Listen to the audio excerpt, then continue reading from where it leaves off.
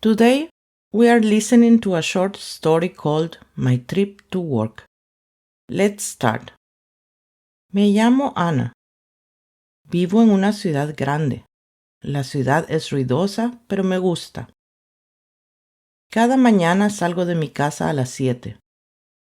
Salgo temprano porque mi trabajo empieza a las 8. Me gusta llegar a tiempo. Antes de salir, reviso mi teléfono. Luego cierro la puerta y empiezo mi día. Camino 2 cuadras hasta una cafetería pequeña. La cafetería está en la esquina.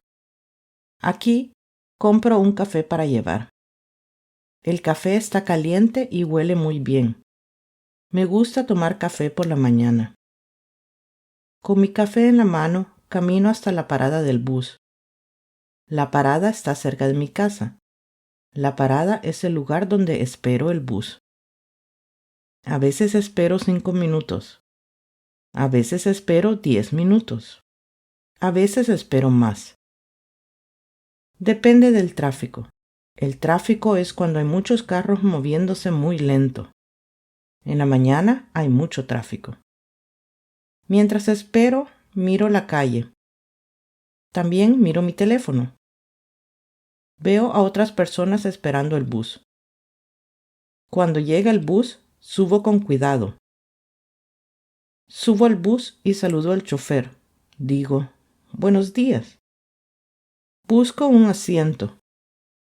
A veces encuentro un asiento. A veces viajo de pie. Hoy me siento cerca de la ventana. Me siento y tomo un poco de mi café. El viaje dura 20 minutos. 20 minutos no es mucho tiempo. Durante el viaje escucho música. La música me relaja. También miro por la ventana. Veo carros, personas y edificios. La ciudad se mueve rápido. El viaje es el tiempo que necesito para llegar a mi trabajo. Después de 20 minutos bajo del bus. Bajo con otras personas. Camino una cuadra más. La oficina está en una calle tranquila.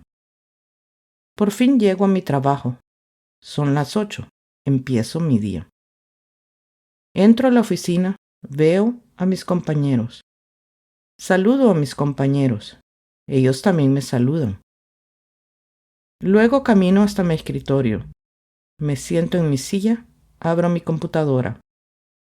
Reviso correos y organizo mi día. Después de un rato tomo un poco más de café en mi escritorio. El café me ayuda a despertar. Y así es mi rutina de cada mañana.